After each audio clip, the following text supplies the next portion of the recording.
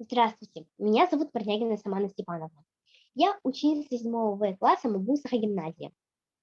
Мои научные руководители – это Васильева Надежда Алексеевна и Попова Василина Клементьевна. Моя тема называется «Тренер по майнд-фитнесу».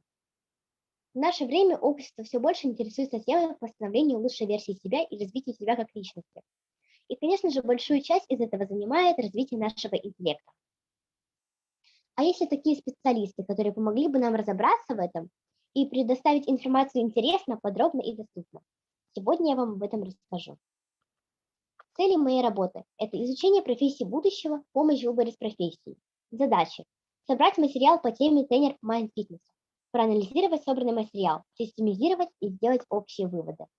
Что же такое майнд-фитнес? Mind в переводе с английского обозначает интеллект. Фитнес – это развитие, то есть развитие нашего интеллекта. Mind-фитнес – это система развития индивидуальных познавательных навыков с помощью специальных программ и устройств, которые созданы с учетом особенностей психотипа и целей обучающихся. Кто же такой тренер по майнд-фитнесу?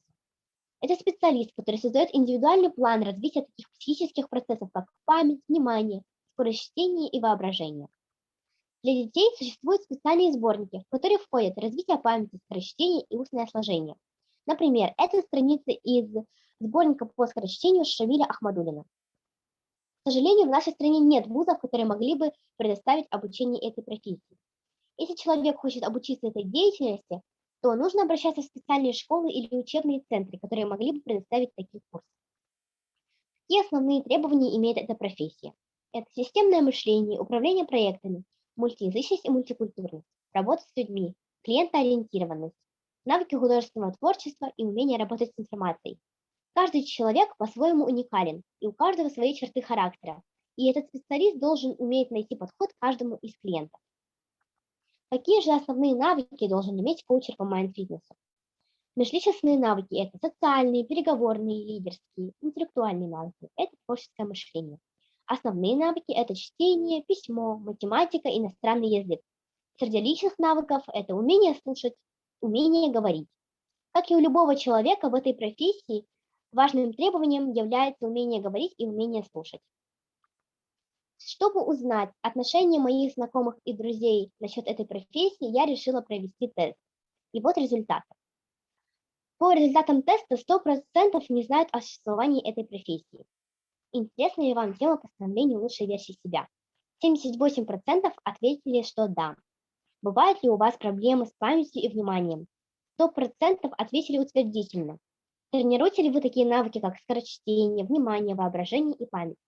67% ответили отрицательно. Хотели бы вы попробовать посетить такого специалиста? 67% ответили «да». По результатам теста можно заметить, что у большинства бывают проблемы с памятью и вниманием, и большинство не знают, как с этим бороться и развивать эти навыки. Вывод. Благодаря этой научной работе мы узнали и открыли для себя многое. Во время этой работы мы изучили некоторые профессии будущего, узнали многое про психологию человека, также узнали некоторые моменты об анатомии мозга. Для того, чтобы найти профессию, которая нас интересует, мы изучили некоторые профессии будущего. И в итоге профессия тренер по майнд-фитнесу оказалась самой интересной и более близкой для нас.